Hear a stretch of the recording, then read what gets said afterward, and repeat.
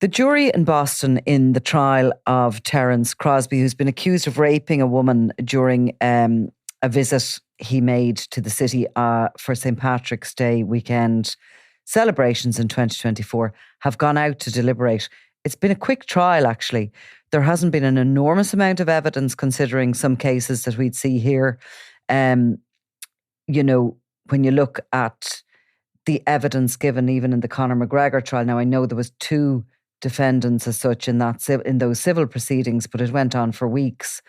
This has been a fairly quick trial. The jury, the prosecution and the defence summed up their case. The defence saying categorically that there simply wasn't enough evidence to find Terence Crosbie guilty.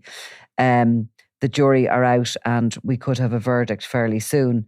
So we're just going to go through exactly what the evidence was and what it is that the jury are considering. Yeah, I mean, I suppose in this case, there's a lot that's not in dispute, and that probably shortens the trial. So what isn't in dispute is that Terence Crosbie and a number of other men from Dublin Fire Brigade were over for the St. Paddy's Day weekend festival. They were due to march in the St. Paddy's Day March. In advance of the march, they all went out and they were drinking in a pub.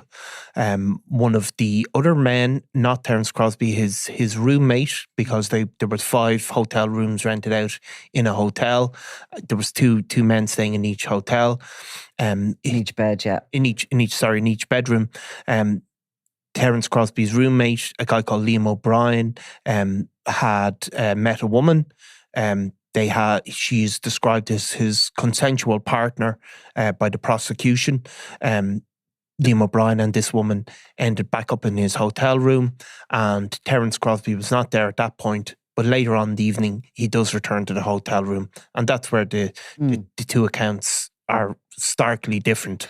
Now, the evidence was there was CCTV evidence, and then there was also these key cards on the rooms, which are, unique, I suppose, to hotel situations because they clock the time the door is opened and which key opens the door at what time. And there's basically a period of time that Terence Crosbie does return to that hotel. He sits outside looking at his phone, whatever.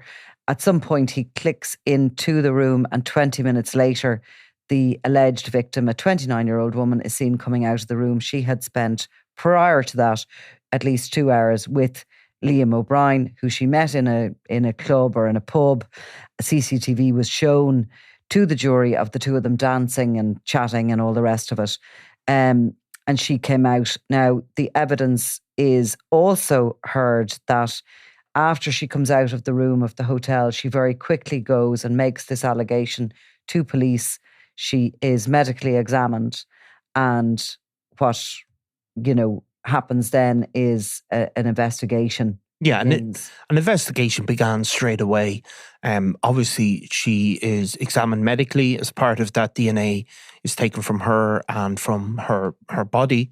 Those results take a while to process and come back.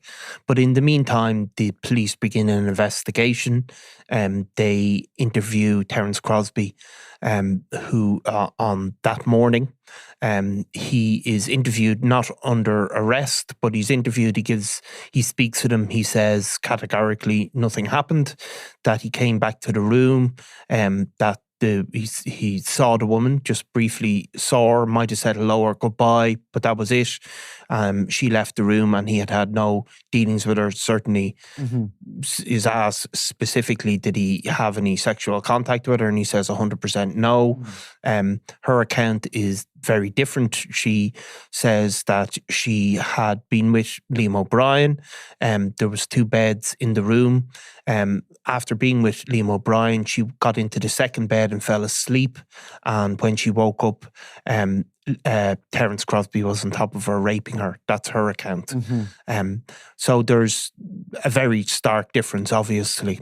Now, his attorney has argued that the woman was intoxicated and that there simply isn't enough evidence to prove beyond any reasonable doubt that her claims could be true.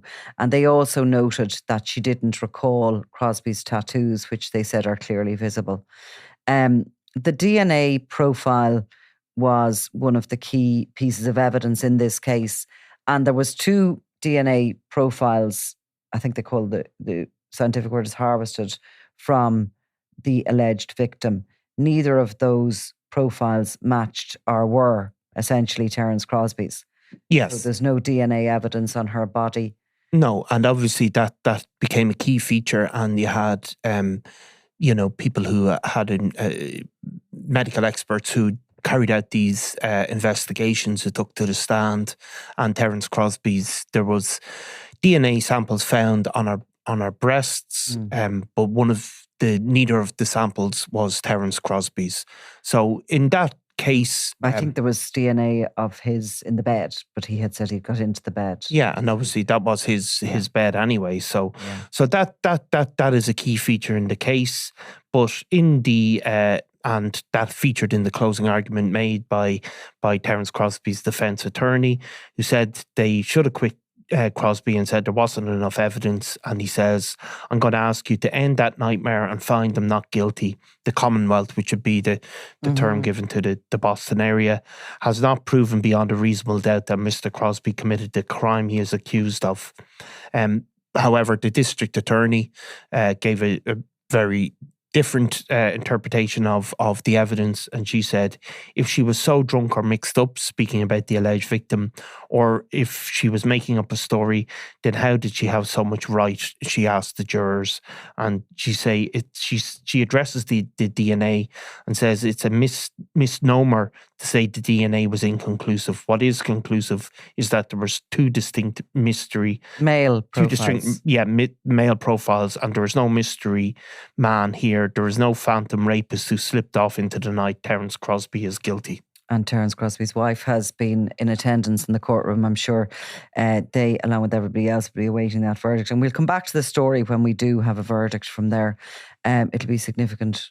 Yeah, I mean, there's obviously a 6 hours or 7 hour difference with Boston. So the proceedings will they begin really in the afternoon in our time. So we will definitely come back to it. Okay. Thanks, Niall. Thanks, Nicola.